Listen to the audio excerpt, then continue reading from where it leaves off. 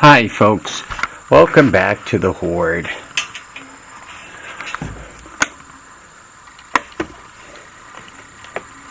I spent a bunch of the day getting some steel. Let me show you where I went, just in case any of you guys are anywhere around on the East Coast. This place is in Danbury, Connecticut, New Milford, Connecticut. There's their phone number. In fact, Clayton Supply. They're easy to do business with. I bought 6 12-foot beams, and it cost me $200. I picked them up. So, and let me show you what they are. I don't use this quite yet. What I plan on doing is, you guys see this wooden rail right here, and you see the way it's bowed pretty bad there, and bowed pretty bad there. I bought the steel to replace it, and I bought 2 12-foot sections, so there only has to be 1 post in the center. So that's 2 of the pieces, and I plan on building a rack lift type thing with the remainder of the steel, and probably there'll be a couple of pieces left over when I'm all done.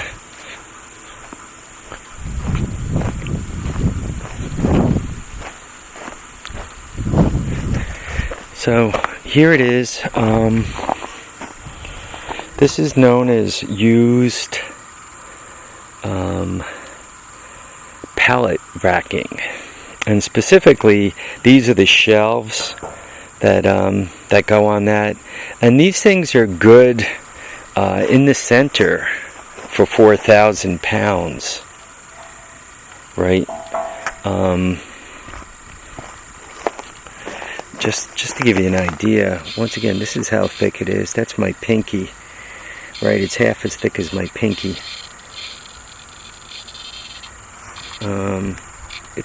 This is probably just under a 1/4 inch, and then it thickens up as it tapers downward. You could see it gets wider. You could see the flanges on it are really heavy. So I can take 2 of these and bolt them to a metal brace, which will be my center. Have something coming off the brace. These will be pitched up, and that'll be how I attach them and stand them upright. And once again, on the corners, I'll also do that. So that'll get me a little stronger shelving for inside the garage. Then I plan on cutting a couple of these up. I'm thinking of 4 by 6 and 4 by 6, and using wheels. I might not use these, but I have another set with a better flange on them in the garage. These are supposedly good for 1,000 pounds each. So the rack I would put together would be good for 4,000 pounds, and with this as the base, I mean, literally you can drive on it, because anywhere you put weight on these beams, your car doesn't, or my cars don't weigh enough to bend them. So yeah, that's some heavy steel. Each one of those weighs somewhere around 80 pounds.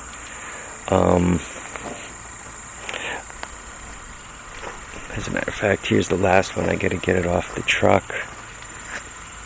I didn't treat my truck very well. Kind of see how thick it is. I had them in the bed and hanging off the tailgate. I obviously put cardboard on it, but when I put this last one in place, I'm hoping I don't discover that I wounded the tailgate.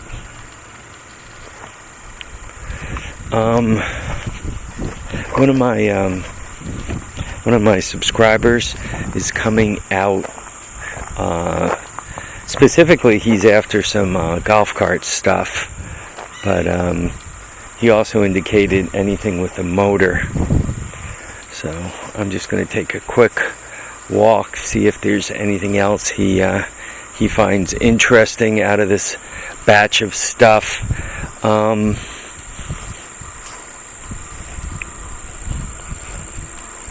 Yeah, this one's definitely a go. The 2-cycle. I just don't have any interest in that. And the second one that's a go is this one. I think I'm going to send this one away. So those two will be gone. This one and the one up on the trailer here.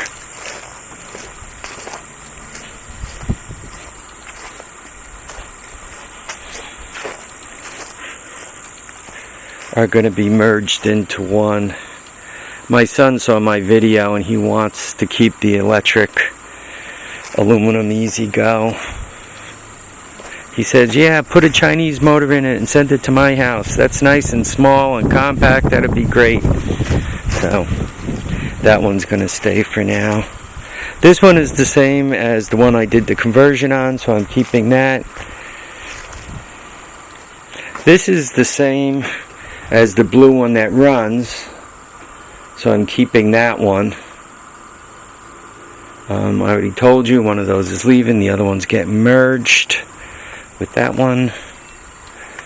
And so I think I have a plan for all the golf carts. That just leaves the Robin in the front, and unfortunately I got money tied up in the Robin. I got like $550 tied up in that. Not that I have zero tied up in the others, but that specifically has a pretty big size chunk of change. Well, the Robin and the 100 were together, and actually the gas-powered, the 2-cycle Yamaha was in that batch of stuff too. I think I ended up giving that guy, I don't know if it was $1,100 or $1,400. It was a lot of money. It just seemed like maybe it was $1,100. I hope it was only $1,100.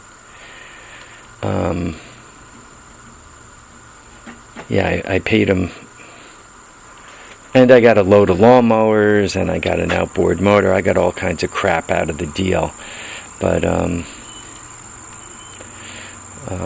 it's a few of these things have to go.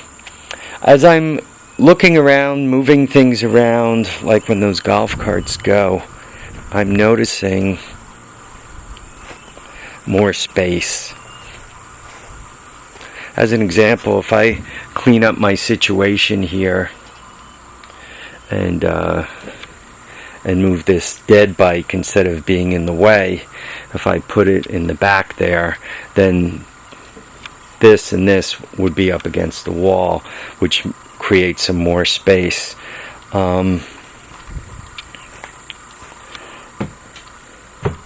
Then you know, just organizing all this stuff, I should be able to I should fairly easily be able to get at least another bike in there.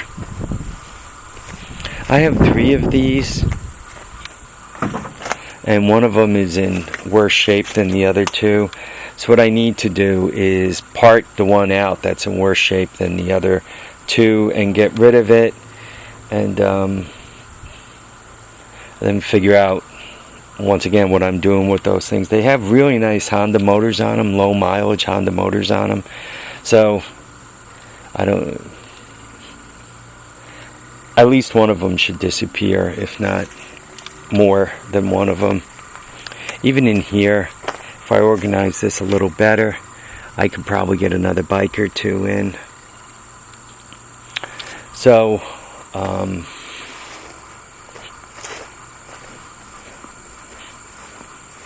once that guy goes, that gives me a couple of slots here. Right, 1, 2. I want to get this trailer emptied and put in a better position I mean, it's just kind of like awkward and in the way now. I want to get it in a better position. I'll make a decision whether I'm going to use it for storage or not after I do that. I also have to clean up behind the shed. I have an area of pavement back here. I really need to clean this up. Then, you know, I could cover stuff up here. At least if it's on blacktop, it'll be better. You can see where the groundhogs and all dug underneath it. So there's just a bunch of metal and junk back here that I really got to do something with. These guys got to get stored better. The tires that are no good, like this, right? I got to get that off of there. Just get it out in the trash. These two don't look like they're any good. I need to break them down and get them in the trash. The aluminum wheels are good. Yeah, it's just one thing at a time. Occasionally, I'll kind of feel like I'm a tad overwhelmed. And then I kind of stop myself and I'll think, hey, since the beginning of the year, there was that 350 sitting here, that 4Trax 350. Got it running. I mean, I could go turn the key, start it up, and take it for a ride. It was right here doing nothing. There was a big red sitting here that was doing nothing. Now it's in the shed. It's a runner too, right? There were two other Yamahas that are no longer here, right? It became this guy, but those two Yamahas are gone. Those two motorcycles, the DS200, the CL350, are gone. The Moto whatever, mini bike and the dirt